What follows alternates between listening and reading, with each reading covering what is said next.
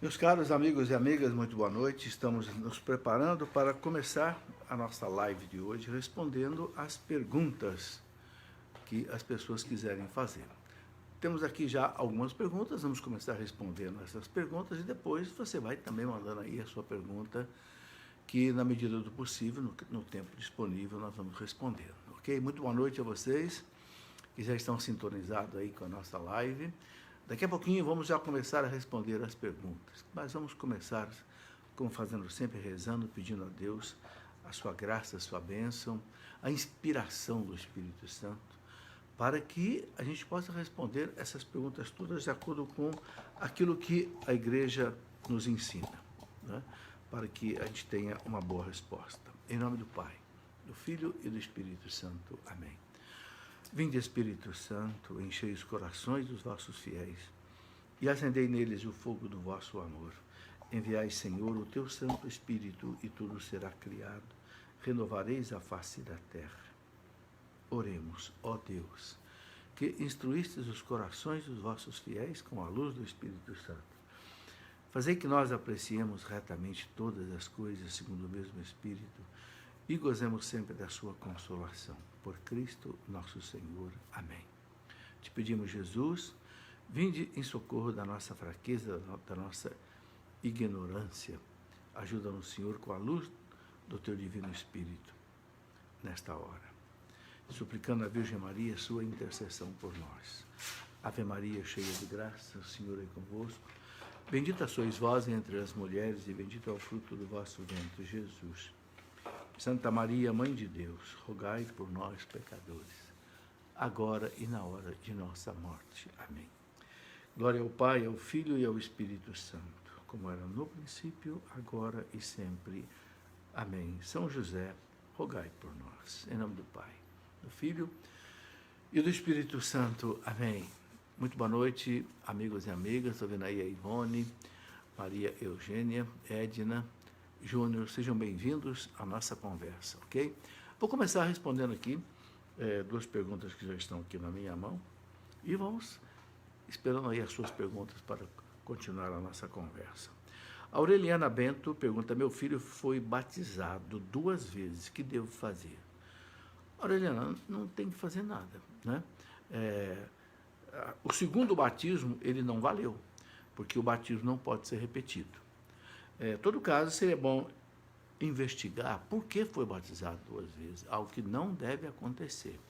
Eu acho que é interessante você contar isso ao pároco, né, da sua paróquia, porque se tiver que fazer alguma coisa, ele poderá fazer. Sinceramente, eu nunca vi nenhum dispositivo da igreja, nenhuma norma da igreja que diga se deve se fazer alguma coisa quando a pessoa foi batizada pela segunda vez. O que nós sabemos é que 3 sacramentos não devem ser repetidos: batismo, crisma e a ordem. Evidentemente, o segundo não valeu, né? Mas, de certa forma, houve uma irregularidade. Então, é bom colocar essa irregularidade aí para o pároco, e se ele houver que precisa fazer alguma coisa, né, ele vai fazer. Ana Paula, na parábola das sementes, quando Jesus diz: se esta figueira não der frutos, arranca e queima. O que exatamente ele quis dizer?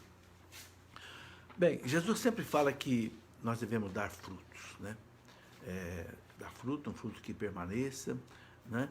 Naquela figueira, né? Ele fazia 3 anos que ele chegou ali para buscar, né? Buscar fruto e não encontrou. Quer dizer, era uma figueira estéril. Mas é interessante que o agricultor ainda tem paciência, né? Porque o empregado queria já cortar, não, melhor, o agricultor queria cortar a figueira, mas o empregado intercedeu. Não, vamos deixar mais 1 ano, vou adubar em volta dela, vou fofar a terra em volta dela, vou colocar adubo. Se ela não der fruto, aí a gente corta. Bom, o que a gente entende é que Deus dá, na sua misericórdia, chance para a gente mudar de vida, dar frutos. Frutos de boas obras, frutos de caridade, frutos de bom comportamento, frutos de evangelização, dá frutos, né? Se a pessoa não reage, não dá fruto, com toda a misericórdia de Deus, com toda a paciência de Deus, então Deus corta essa figueira. Quer dizer, a pessoa realmente fica aí sem a ação de Deus na vida dela, sem a graça de Deus, né? Pode até chegar no caso de uma perdição eterna, né? Então, eu entendo isso, quer dizer, cortar essa figueira, lançá-la ao fogo, a gente entende aí até a questão de uma perdição que possa ser possível. Mas eu gosto de destacar aí a misericórdia de Deus, né? Ele insiste, né, da pessoa mudar. E Deus sempre vai atrás da gente. Ele sempre vai dando, vai chamando, né? Eu vejo pessoas que às vezes viveram uma vida inteira longe de Deus, sem dar fruto, sem nada. De repente acontece alguma coisa, a pessoa muda de vida, volta para Deus. Então, a gente deve ter sempre a esperança que a pessoa possa mudar.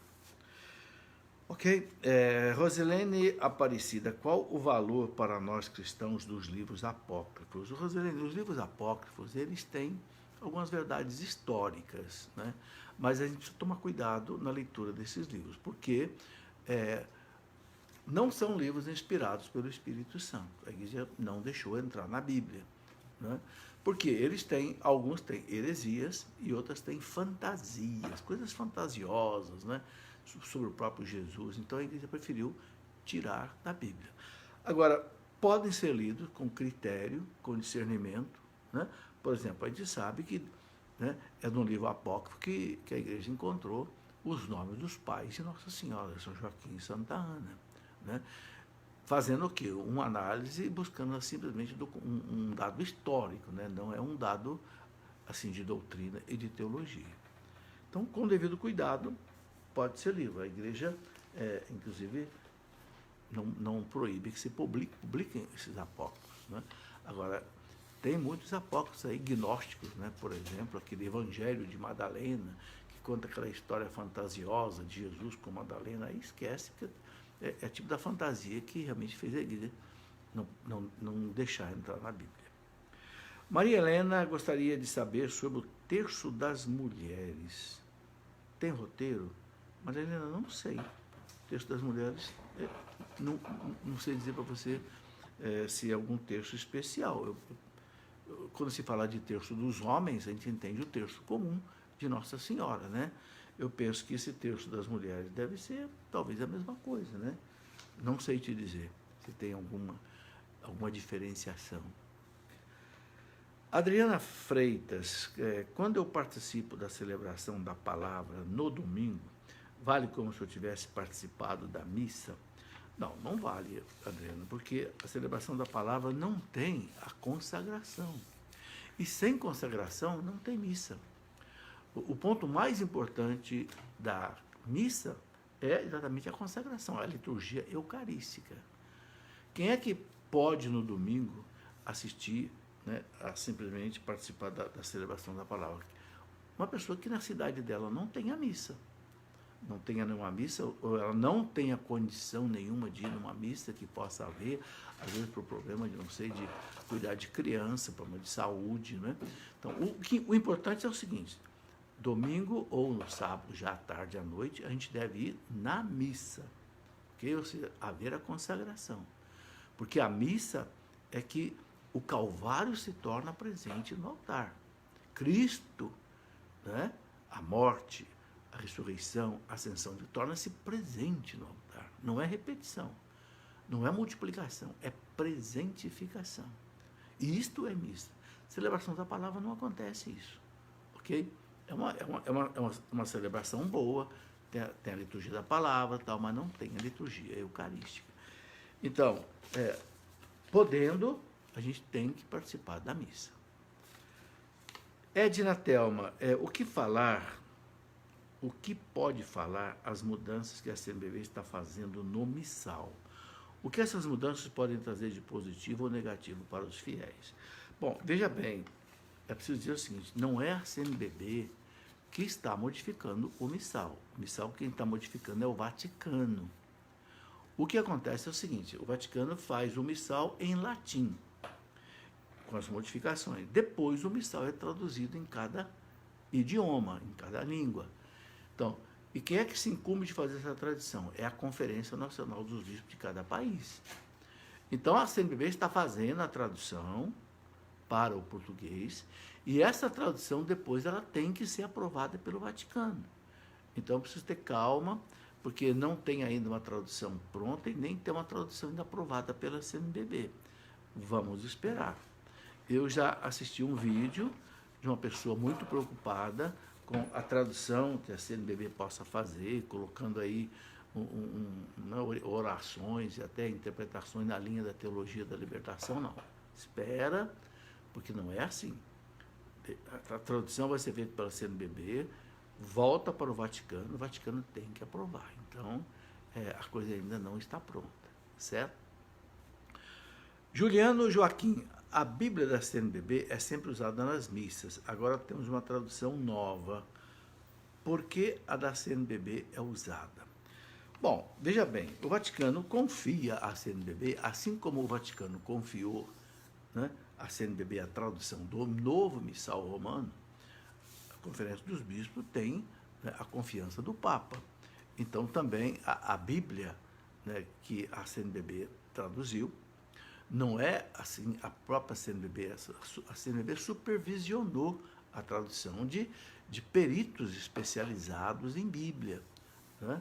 Então, como é uma Bíblia assim, com o aval da CNBB, numa tradução atualizada, então a CNBB colocou isso para as leituras oficiais da missa. É a confiança que a Igreja tem na própria CNBB, o próprio Vaticano tem nas conferências episcopais, né? E a Bíblia, a tradução da CNBB, é uma tradução muito boa, né? Não há o que questionar na tradução da Bíblia da CNBB, ok? Eu acho que não vejo aí problema nenhum com relação a isso, né?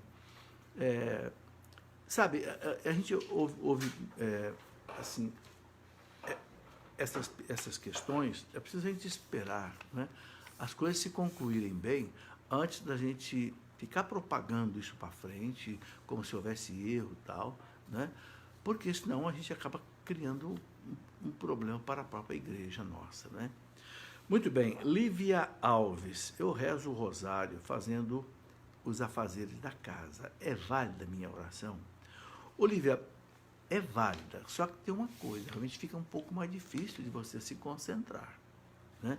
Eu penso que o ideal é realmente rezar o rosário, assim com a mente mais focada nas orações, né?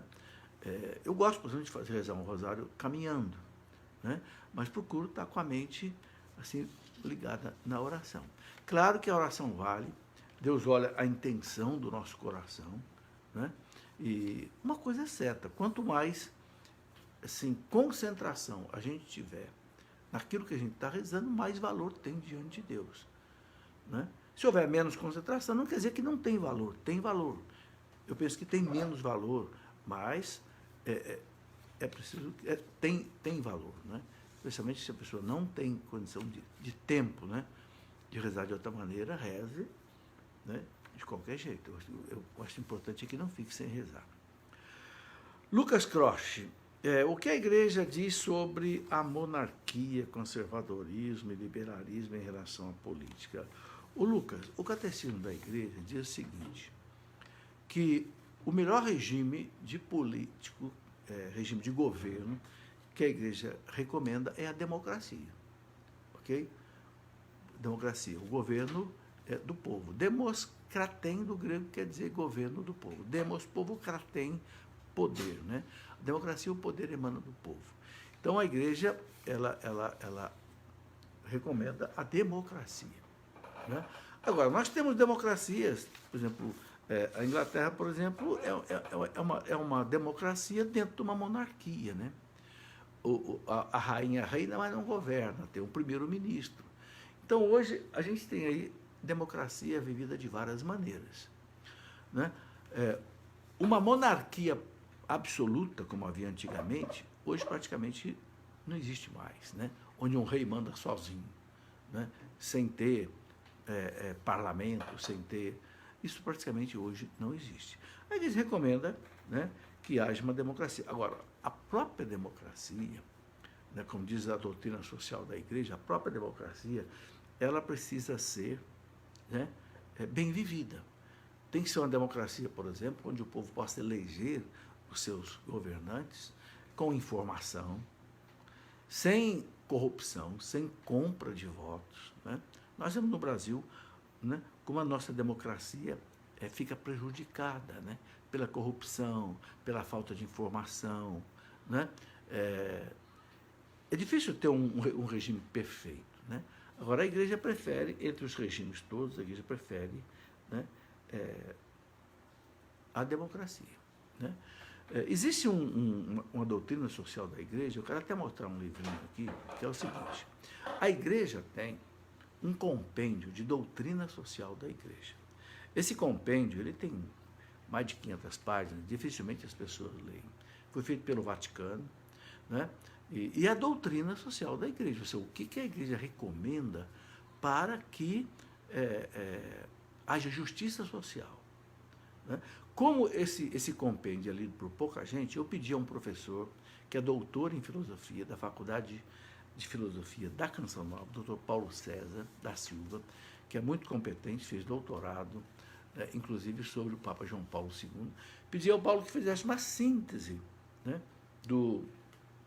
desse compêndio do Vaticano, e ele fez, e saiu um livrinho aí de umas 100 páginas, chamado Síntese da Doutrina Social da Igreja. Essa doutrina social, ela vem desde lá de 1900, do Papa Leão XIII, a Rerum Novarum, desde que, né, começou o regime comunista na Rússia, em 1917, os papas já começaram a escrever o que a igreja recomenda para que haja justiça social.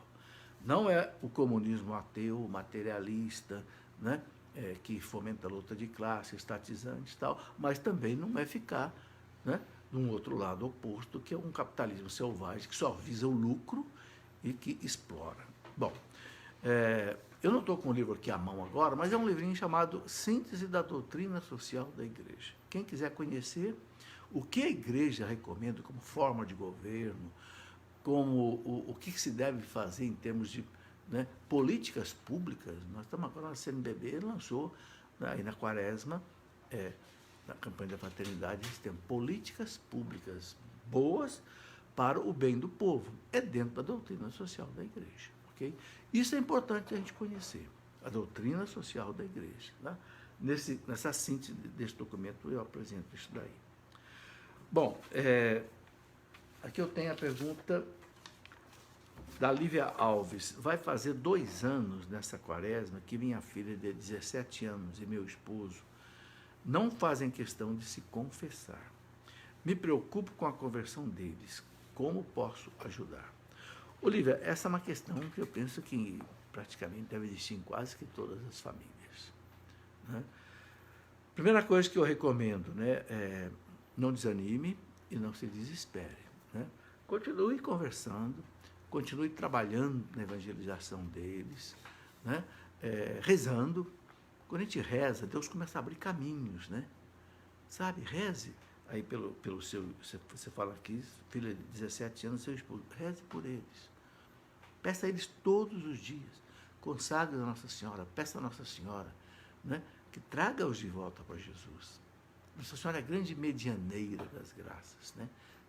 Peça. Segundo, ligue as antenas, né? O que Deus está colocando assim de oportunidade para você, quem sabe, conversar com eles, oferecer um livro, sugerir a participação numa palestra, num encontro. Vai trabalhando que Deus, uma coisa é certa, quando a gente não desanima de rezar, as coisas acontecem. Eu gosto sempre de lembrar isso. Santa Mônica rezou 20 anos pela conversão de Santo Agostinho.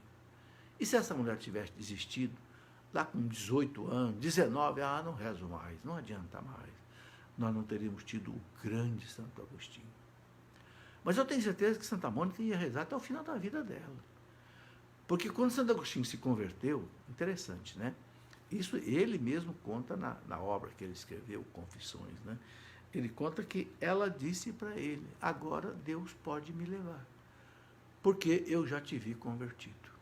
Então, a gente infere daí que essa mulher ia rezar até a morte dela pela conversão deles. Sabe, é o que nós temos que fazer pelos nossos queridos, os nossos caros. Rezar por eles, até a gente ia morrer. Eu já contei aqui a história bonita, né? Daquela beata Elizabeth Lisier, que tinha uma mulher de Deus, da sociedade francesa, o marido era médico, né? O senhor Martin Lisier, médico famoso, jornalista também, mas era ateu. E ela rezou por ele a vida inteira para ele se converter. Ela morreu e não viu ele convertido. Mas que coisa bonita, né? Como ela deixou um diário escrito, um dia ele pegou esse diário dela e começou a ler. Aí ele se converteu. Olha que coisa interessante. Ele não se converteu enquanto ela era viva, mas depois se converteu depois que ela morreu, lendo um diário que ela deixou. E esse diário é uma coisa muito bonita, né? Elizabeth Lisier, o nome dela, né? E o marido dela, o senhor Martin Lisier, se converteu a tal ponto que foi ser padre depois de viúvo. Olha que coisa bonita, padre. Ele que era ateu. Então veja a força da oração. Então a gente não pode nunca desanimar de rezar pela conversão daquelas pessoas que a gente ama. E quanto mais amor a gente tem a essas pessoas, mais força a nossa oração tem diante de Deus. Então, Olívia, continue rezando. Filomena Costa, confissão com Deus é válida. Segundo uma amiga, ela não sabe o que dizer quando o padre disse para se confessar. Veja, a confissão com Deus é válida. Em que sentido? Vamos explicar bem em que sentido. A gente cometeu um pecado, né? Especialmente se for um pecado grave. Peça logo o perdão a Deus, né? Depois você vai se confessar, ok? Peça o perdão a Deus e vá se confessar. Mas antes mesmo de você ir se confessar com um padre, já peça perdão a Deus. E Deus já te perdoa. Agora a igreja ensina o seguinte: se o pecado é um pecado grave, a pessoa precisa confessar com o sacerdote para poder comungar. Por quê? Porque o pecado grave, ele fere o coração de Deus, fere o coração da própria pessoa e fere o coração da igreja. Então, a gente se confessa com o sacerdote da igreja, inclusive para reparar também o mal que a gente faz à igreja com um pecado grave.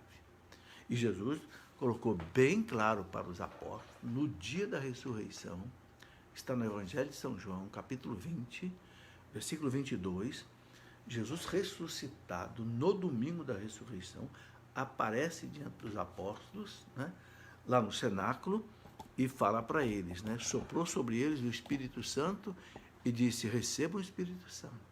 Assim como o Pai me enviou, eu vos envio a vós. A quem vocês perdoarem os pecados estarão perdoados. Olha, esta é a palavra de Jesus. Né? A quem vocês perdoarem os pecados estarão perdoados. Olha, então, que coisa melhor para nós do que termos certeza do nosso perdão dado pelo sacerdote. Porque Jesus deu a ele essa delegação de poder, de competência, de autoridade. A quem vocês perdoarem os pecados estarão perdoados. Então, a pessoa está perguntando aqui, né, como é se confessar? Procurar um sacerdote e confessar. Né? Quem tem dificuldade, eu escrevi um livrinho, Por que confessar e como confessar? É um livro pequeno, eu oriento como fazer exame de consciência, como você contar para o padre os seus pecados, o arrependimento necessário, o propósito de não querer fazer mais aquilo e o cumprimento da penitência que o padre der. São 5 coisas: exame de consciência, confissão, arrependimento, propósito e cumprir a penitência. Ok? E também, num livro que eu escrevi sobre os 7 sacramentos, né, para entender os 7 sacramentos, aqui tem um capítulo inteiro sobre cada um dos sacramentos, especialmente também sobre a confissão, certo? É muito importante, gente. A gente sabe, nós sabemos que a gente vai se encontrar com Deus depois da morte. É o juízo particular. Está escrito lá na carta de São Paulo aos Hebreus, carta aos Hebreus, né? Não é de São Paulo, é carta aos Hebreus, capítulo 9, versículo 27. É muito incisivo. Diz assim: está determinado que cada um de nós morra uma única vez e em seguida vem o juízo. Que juízo é esse? É aquele juízo que São Paulo fala na segunda carta aos Coríntios, no capítulo 5, São Paulo fala que depois da morte nós vamos se apresentar no tribunal de Cristo. Ok? São Paulo fala para receber a recompensa do bem ou do mal que nós tivermos feito nesta vida. Certo? Está bem claro, né? Se você pegar aí, né, segunda carta de São Paulo aos Coríntios, né, capítulo 5, versículo, né, seguintes aí, você vai ver São Paulo dizendo isso com toda clareza. Tá? Então, a gente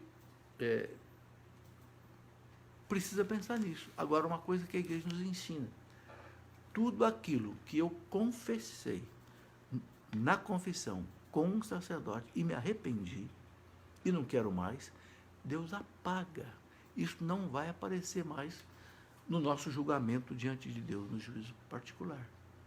Olha que coisa. Quer dizer, então o Papa João Paulo II dizia assim, que a confissão é um juízo particular adiantado. Né? E ainda fala, é o único tribunal, a confissão, onde você entra como réu e você sai perdoado. No tribunal dos homens, o réu não sai sempre liberado, não. Muitas vezes o homem pega não sei quantos anos de cadeia, não é? Mas no tribunal da confissão você sempre sai livre. Então, a gente tem que deixar de lado o medo de se confessar, a vergonha de se confessar. Ah, mas eu fico humilhado. É uma humilhação que faz bem para a gente. É uma humilhação que santifica. Sabe, São Francisco de Sales dizia assim, ninguém se torna humilde se não for humilhado. A gente teve a coragem de pecar diante de Deus, porque Deus está vendo tudo, Deus é onisciente. Ora, se diante de Deus nós tivemos a coragem de pecar, por que aqui diante do sacerdote eu vou ter a vergonha de contar o meu pecado? Sabe, é uma coisa que eu gosto sempre de dizer, né? Eu já tenho, acho que mais de 60 anos que eu me confesso. Nunca eu fui maltratado numa confissão por um sacerdote. Nunca. Sempre eu encontrei ali aquele ombro de Cristo, né? Que traz a ovelha no ombro, assim, de volta para o aprisco, né? E essa época da quaresma é a melhor época para a gente confessar. A igreja obriga que a gente, pelo menos uma vez por ano, é o mínimo que a igreja pede, ao menos uma vez por ano, a gente se confesse e faça a comunhão. Exatamente no período da Páscoa. É o período que vai da Páscoa até Pentecostes, o período pascal. Ok? Então, pelo menos uma vez no ano, da Páscoa até Pentecostes, fazer uma confissão e fazer a sua comunhão. Sandra Santos, gostaria que falasse do segundo casamento. Pode ou não? O que diz a Bíblia? Bom, o que a igreja diz é o seguinte, não separe o homem o que Deus uniu. Jesus colocou isso. Se a pessoa se separou, divorciou, para ela se casar de novo na igreja, então ela precisa ter uma declaração de nulidade do primeiro casamento. Será que o primeiro casamento foi nulo? Se foi nulo, o tribunal eclesiástico dá uma declaração dizendo que foi nulo. É um processo canônico, né, onde a pessoa interessada tem que fazer aí um processo, tem que, né, pedir aí essa declaração. Se a declaração, né, sair, se o tribunal achar, são 3 juízes que vão julgar. Se os juízes aprovarem que houve nulidade, então a pessoa pode ter um segundo casamento. Ok? Fora disso, a pessoa não pode se casar na igreja. Okay? Se ela se casar com um segundo casamento apenas no civil, então ela fica segundo o catecismo da igreja, segundo, né, o documento do Papa João Paulo II, a familiares consórcios, a pessoa fica impedida de receber os sacramentos. Okay? Agora, um segundo casamento de uma pessoa que ficou viúva, não tem problema nenhum. A pessoa viúva é uma pessoa que voltou ao estado de solteira, então pode se casar, desde que a outra pessoa não tenha também impedimento. Ok? Aí pode haver o casamento. Rafael Cotrim, o escapulário de metal é válido? Olha, veja, se o escapulário de metal trouxer dentro dele, não é, a relíquia do manto, do pano, eu penso que seja válido. Eu não sei bem qual é o escapulário que a pessoa está falando. Normalmente as pessoas envolvem, porque o escapulário ele é o símbolo do manto de Nossa Senhora que cobre a pessoa, né? Então eu penso que o escapulário, que ele pode ser envolvido com um plástico, ele pode ser envolvido com um metal, aí eu penso que ele seja válido, né? Mas ele 100% de metal, sinceramente, eu não sei dizer, né, da validade dele. Eu acho que se ele traz aí a imagem sagrada, abençoada, vai ter o seu valor. Não sei se tem o valor como escapulário. Sinceramente, não sei dizer. Se for o escapulário de pano envolvido, eu penso que aí não tem problema. Luísa Xavier, participar da missa no sábado é válido se não for no domingo? Luísa, é válido. A partir da parte da tarde, o Código de Direito Canônico deixa bem claro, a pessoa que participar da missa no sábado, à tarde, à noite, ela cumpre o preceito dominical, né?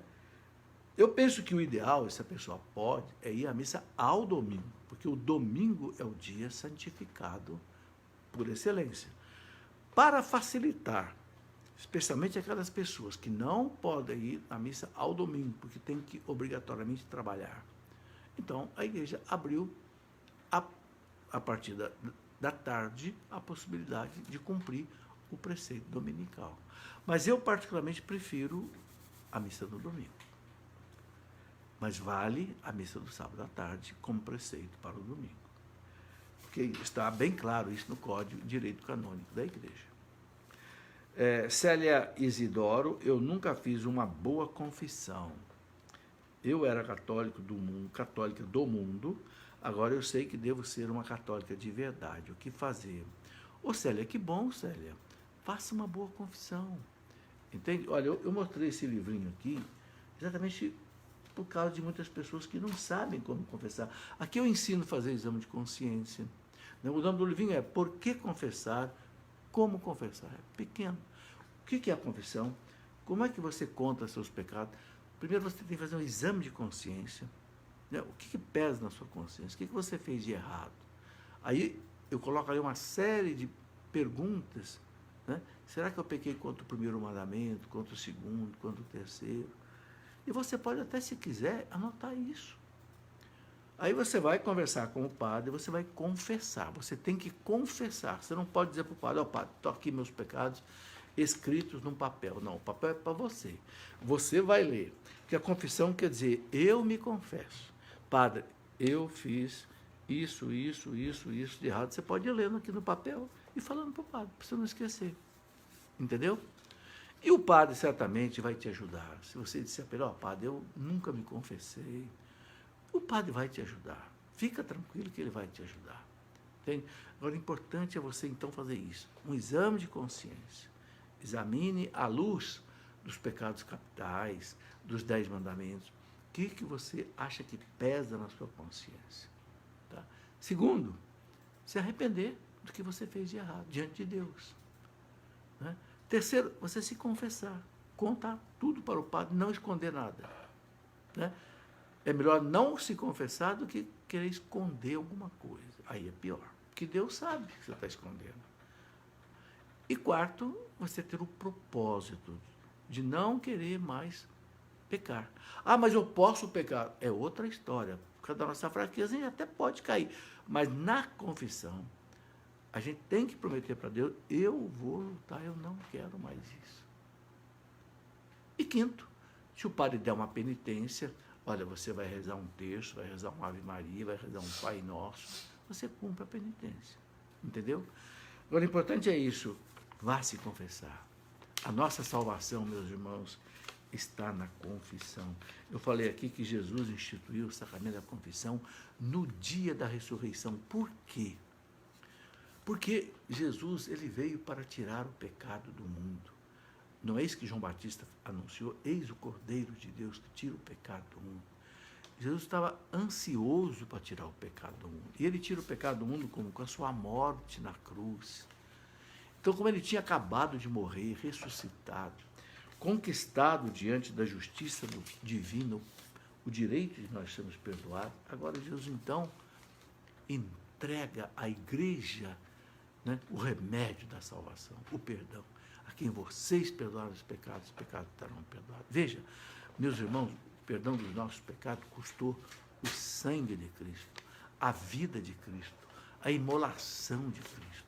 Não vamos desperdiçar isso. São Paulo fala, não deixe passar em vão a graça de Deus. Não deixe, pelo amor de Deus. Eu gosto, pelo menos uma vez por mês, de me confessar. Porque a confissão não é só para perdoar pecado, é também para dar força a gente para a gente não pecar. O catecismo da igreja chama a confissão e a unção dos enfermos de remédios contra o pecado. Né? É bonito isso. São sacramentos de cura da alma. Está aí. Aqui a Margarida Ameno pergunta, se chegar na missa, no evangelho ou na homilia, pode comungar? Pode, Margarida. Claro, se a pessoa participar, né, da oração eucarística da missa, ela assistiu o mais importante na missa. Pode comungar. Agora, e se eu nem a oração eucarística eu consegui, porque eu não tive tempo, estava trabalhando, problema em casa, eu cheguei já quase que na hora da comunhão. Eu posso comungar?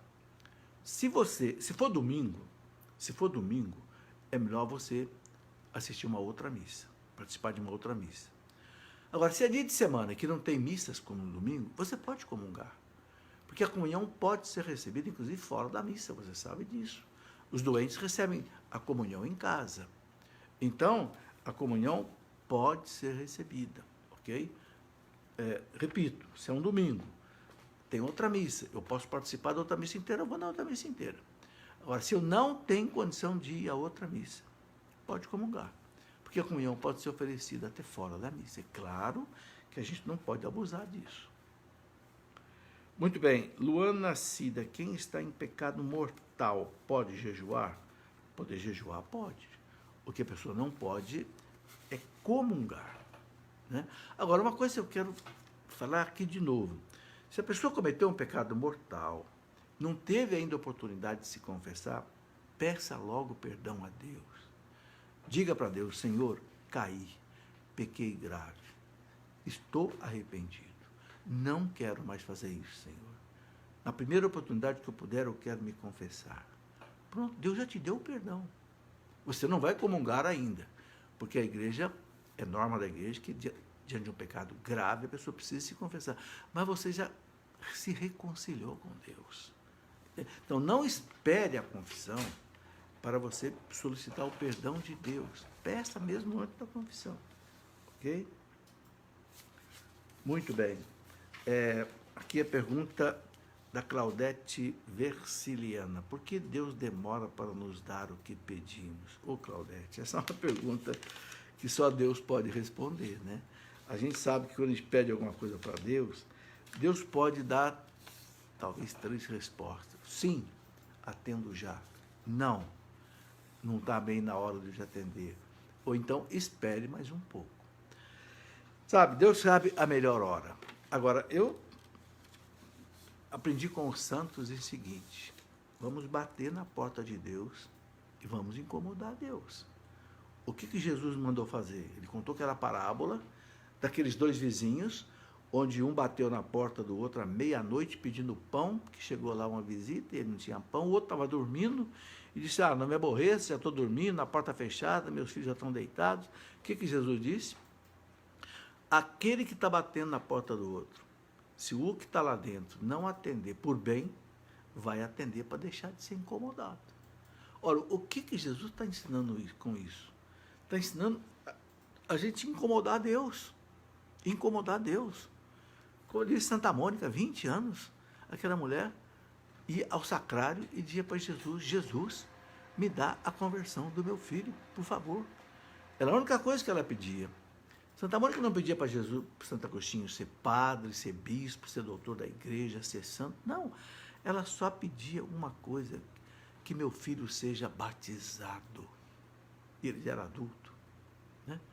Mas Deus queria dar muito mais. Então Deus deixou aquela mulher pedir, mas quando Deus abriu as comportas da graça, meus irmãos, não deu só um homem batizado, deu um padre, um bispo, um santo, um doutor da igreja, um dos homens mais importantes da história da igreja. Então, a gente não sabe, né? Porque Deus demora ou porque Deus não demora. Não é problema nosso. A nossa missão qual é? É pedir. Jesus disse, pedi e recebereis. Batei e abrir-se-vos-á. Buscai e achareis. Por que Deus coloca assim? Porque Deus sabe que quando a gente pede, pede de novo, pede outra vez, não se cansa de pedir, porque a gente confia em Deus. É que nem aquela criança que sabe que o pai tem um dinheiro.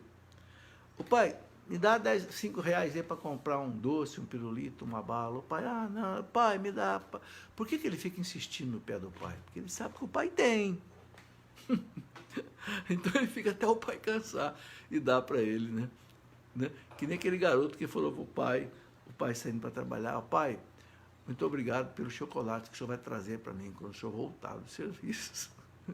Malandro, né? Já agradeceu antes de receber? Agradeça. Né? Agora, Deus sabe a hora melhor. Mas tem uma coisa, sabe, gente? Às vezes tem que arrancar uma graça do céu, meio assim, com muita força, com muito sacrifício, com muita oração. Eu já tive essa experiência, sabe? De uma grande graça que você precisa, você dobrar o joelho mesmo, fazer penitência, fazer jejum, como que arrancar a graça do céu, sabe? Isso aí é uma coisa que também eu acredito muito que a gente deva fazer. O que mais que eu tenho aqui? Helenita Lopes, explique o porquê de cobrir as imagens dos santos na quaresma, né? E se pode ser de outra cor, além do roxo, é tradição? Helenita, o roxo é tradição. O que acontece é o seguinte, antes do Concílio Vaticano II, antes de 1965, era obrigatório que todas as igrejas cobrissem de roxo as imagens. Roxo porque o roxo é a cor da quaresma, é a cor da penitência, né? Até a quaresmeira, a árvore dá uma flor roxa, né? É bonito, né? Bem, depois do Concílio Vaticano II, essa proibição ficou assim diminuída. Não é obrigatório hoje que se faça isso. Por que se faz? Se cobre a imagem do santo para dar um destaque maior a Jesus Cristo. Porque a quaresma nós estamos preparando para a Páscoa. A Páscoa é a paixão, a morte e a ressurreição de Jesus. Então, para dar uma ênfase na liturgia da quaresma, da Páscoa, é que a igreja coloca aí as imagens cobertas com o roxo. O roxo por ser a cor utilizada na quaresma. Tá? Cleide Gonçalves, é pecado mortal faltar à missa aos domingos? O Cleide, o catecismo da igreja fala que é. Né? Deixa eu ver se eu acho aqui no catecismo, no parágrafo, porque eu gosto sempre de deixar as pessoas assim, bem informadas. Né? Deixa eu ver se eu acho aqui, ó, domingo, parágrafo 2174 e 2188, 180. 2174, 2180. Fala o seguinte, se a pessoa deixar de ir à missa no domingo ou no sábado por preguiça, é pecado grave. Está aqui, ó, vou ler o parágrafo, na verdade, 2181. Diz assim, estou lendo aqui o catecismo, ó, na minha mão. O catecismo, parágrafo 2181, diz assim, olha, aqueles que deliberadamente faltam a esta obrigação, que obrigação? Está falando da missa no domingo. Cometem pecado grave. Está escrito aqui, parágrafo 2181. Então, a gente não deve perder, né?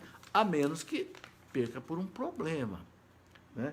Às vezes você tem uma viagem urgente, não tem como participar da missa, ou então uma doença, cuidar de criança, cuidar de uma pessoa doente, tudo bem. Mas se a pessoa não vai por preguiça, eu posso ir à missa, tem missa, e eu não vou por preguiça, ou porque eu quero fazer uma outra, vou numa festa, vou ver o jogo de futebol, aí é pecado grave. É o que está no catecismo.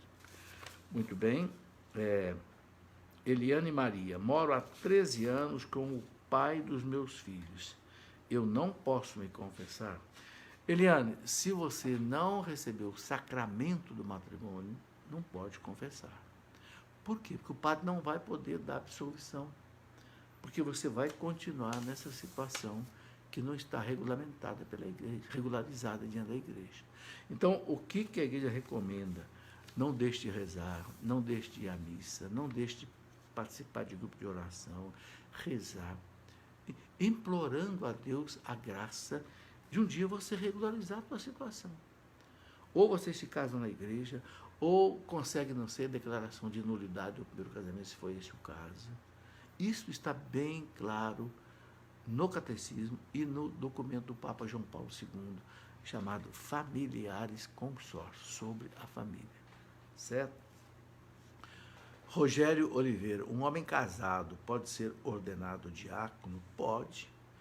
É o diácono permanente. Tem dois tipos de diácono, Rogério. O diácono temporal é aquele que é seminarista, ele é ordenado diácono, e depois, às vezes 6 meses, 1 ano, ele é ordenado padre. Então, ele é diácono só por um período, depois ele é ordenado padre. Agora, o diácono permanente é o homem casado. Precisa ter mais de 35 anos, precisa ter o aval da esposa, porque o diácono ele passa a pertencer ao clero da igreja. Ele não é mais um leigo, ele participa ao clero, mesmo casado. Ele precisa ter uma formação teológica, aí o bispo é que vai dizer qual é a formação teológica que o bispo quer que ele faça, né? Enfim, porque é o bispo que vai ordenar ele diácono. Tem bispo que exige mais, tem bispo que exige menos, dependendo já do grau de conhecimento, de doutrina, da teologia que a pessoa já tenha. Às vezes a pessoa já é tão bem informada que o bispo fala, já posso te ordenar diácono.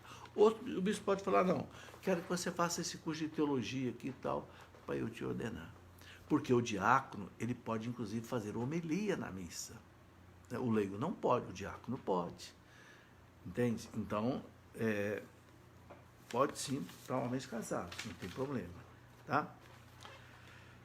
Rodrigo Feitosa, sou postulante agostiniano e gostaria de saber se no céu há uma hierarquia ou graus de glória. Olha, os teólogos dizem que há, Rodrigo.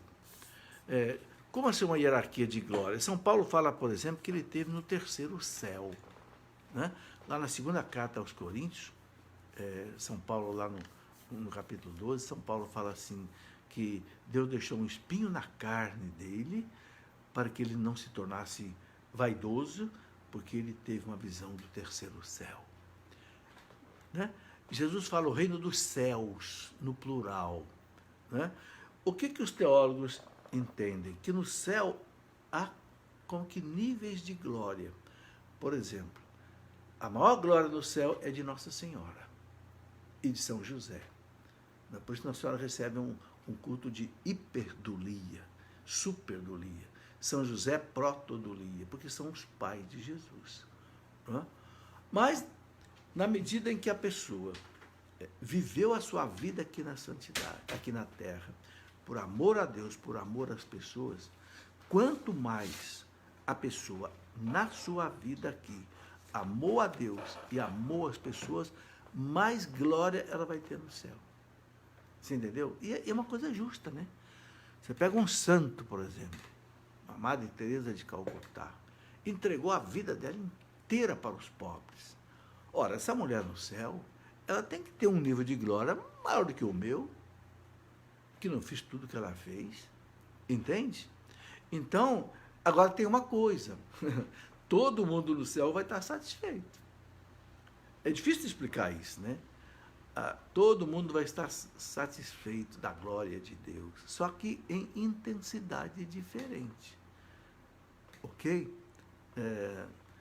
É difícil explicar isso, né? Mas é um pouco daquilo que os teólogos explicam.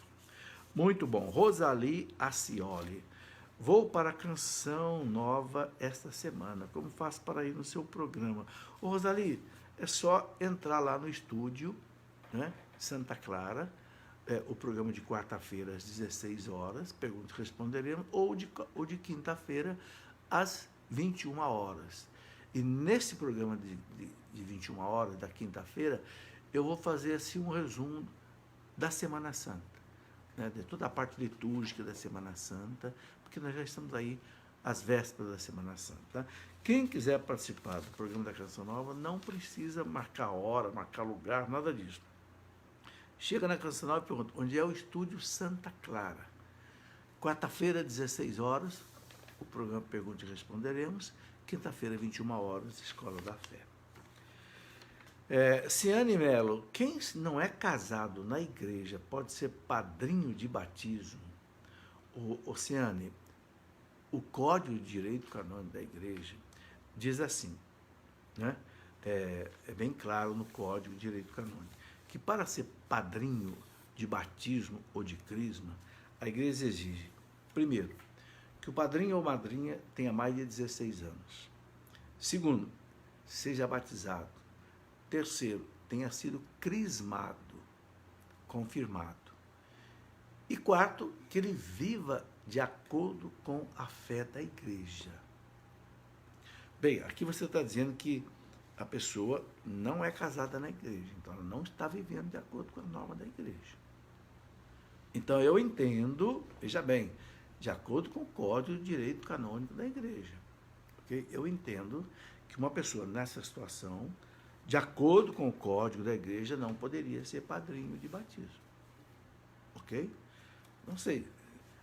É o que está numa interpretação do código que eu faço essa. Eu não tenho aqui autorização para dizer o que eu quero. Não, eu tenho a responsabilidade de dizer o que estão nos documentos da igreja. O que mais? Divina Bento, sou católica. Sobre a confissão, me habituei a me confessar com Deus. Não sou contra a confissão, mas sou assim.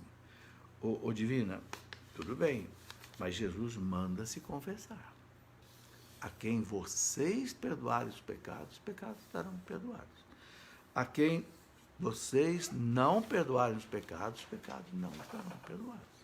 Então, eu entendo que nós somos obrigados a confessar com o padre. E eu já falei aqui, né, que no catecismo da igreja, quando fala dos mandamentos da igreja, um dos mandamentos da igreja é esse: confessar e comungar pelo menos uma vez por ano. A igreja obriga. Então, quem não se confessa e comunga pelo menos uma vez por ano está cometendo uma falta, um pecado contra a igreja, entende? Contra Deus, porque a palavra da igreja é a palavra de Deus. De novo, eu estou colocando aquilo que está. Quem quiser conferir isso, eu vou mostrar aqui qual é o parágrafo, né? Quando fala dos mandamentos da igreja, é o parágrafo 2041. Parágrafo 2041, eu vou ler aqui rapidamente, né? Quando fala dos mandamentos, dos 5 mandamentos da igreja, né? Fala em mandamento da igreja, fala de mandamento que está autorizado por Deus, né? Então diz aqui, olha, terceiro mandamento, receber o sacramento. Não, segundo mandamento, confessar-se ao menos uma vez ao ano. Assegura a preparação para a Eucaristia pela recepção do sacramento da reconciliação. Parágrafo 2042, 2042. Está aqui, ó, no documento básico da igreja. Muito bem. Sandra Santos e Aparecida Fraioli, quais são os pecados mortais? Ô Sandra, não há uma relação de pecados mortais.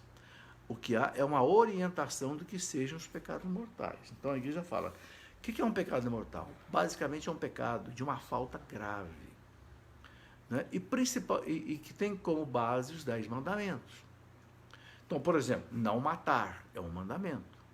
Não roubar é um mandamento, né?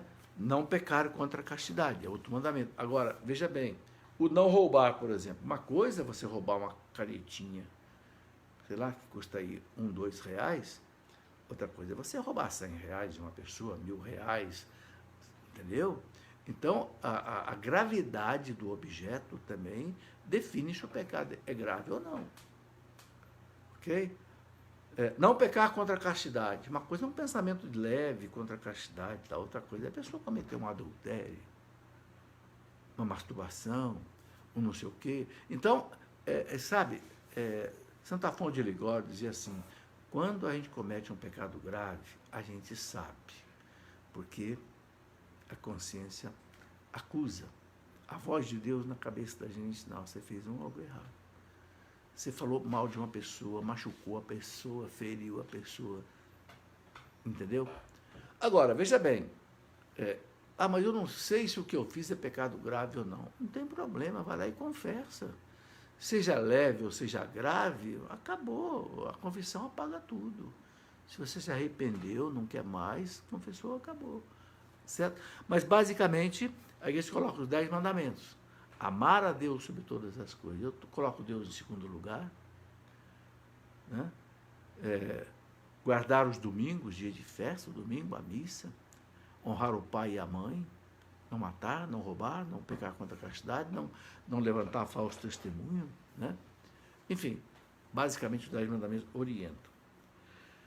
Maria Alzira Lessa, como posso conseguir seu livro de indulgências? Maria, olha, nós temos a loja nossa online, loja.cleofas.com.br. Então, pela loja você pode adquirir, ou se você tiver dificuldade, você pode telefonar. O telefone nosso é 3152-6566. Fácil de guardar, 6566, 3152. E o prefixo aqui da nossa cidade, Lorena, é 12. Então, ou pelo telefone, ou pelo loja.cleofas.com.br, qualquer um dos nossos livros você encontra aí. Que mais? Tem aqui a Cristina Honório.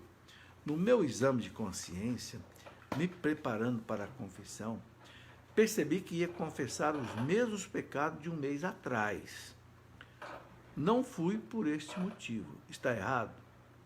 Ô, Cristina, se é o mesmo pecado que você já confessou e não cometeu de novo, você não precisa confessar.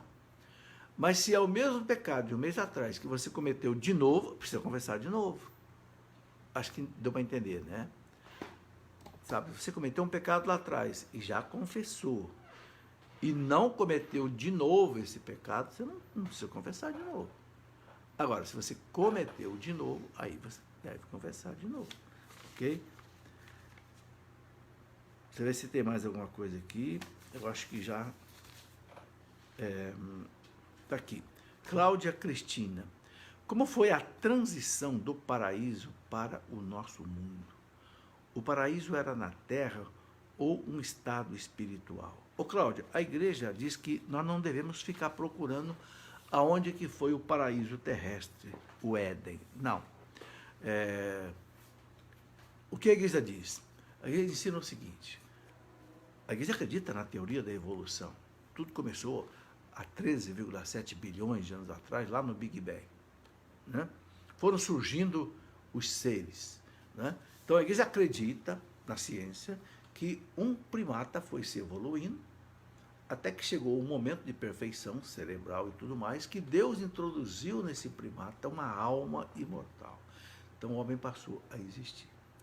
E passou a existir na comunhão com Deus. Então o paraíso terrestre, como é que a gente deve entender o paraíso terrestre? Não simplesmente como um lugar na terra, mas um estado de vida com Deus. O homem na comunhão com Deus. O paraíso, né, quer dizer, Éden quer dizer delícias. O homem vivia na amizade de Deus, na comunhão com Deus. Entendeu? E ele ofendeu a Deus, desobedeceu a Deus, o seu Criador. Então ele foi expulso do paraíso. O que significa isso? Ele perdeu a amizade de Deus, a comunhão com Deus. Foi algo gravíssimo. Para que o homem pudesse voltar para Deus, voltar para o paraíso, foi preciso que Jesus viesse até nós e pagasse diante da justiça divina o preço do perdão dos nossos pecados. É isso. Hoje nós temos de novo as portas do céu abertas para nós, porque Jesus abriu de novo as portas do céu que estavam fechadas. Quando Cristo subiu ao céu, depois da sua morte, ressurreição, oferecendo ao Pai, né, o seu sacrifício de valor infinito, que foi a morte dele. Então as portas do céu de novo se abrem para nós, para aquele que acredita em Jesus Cristo, acredita na redenção que ele trouxe para nós. Agora, a igreja fala bem claro, a igreja nunca ficou procurando onde é que foi um paraíso terrestre aqui. O paraíso foi na terra. O homem em comunhão com Deus antes do pecado original. Né? A gente sabe que o livro do Gênesis é cheio de verdades religiosas, mas escrita assim de uma maneira um tanto quanto poética, né? Alegórica, né? Figurativa, que não pode ser interpretada ao pé da letra.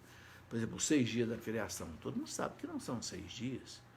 Né? São 6 etapas de evolução do mundo, desde lá, do Big Bang de 3,7 bilhões de anos atrás. A igreja aceita isso perfeitamente. Muito bem, deixa eu ver se tem mais pergunta. Está aqui. Nós temos aqui muitos pedidos de oração. Eu sempre tenho um costume, sabe? Na missa, que eu vou todo dia, eu coloco a intenção de todas as pessoas que me pediram orações. Evidentemente, eu não consigo guardar o nome de todo mundo, mas eu coloco, Senhor, por todos aqueles que se recomendaram as minhas orações. Isso eu rezo na hora da comunhão.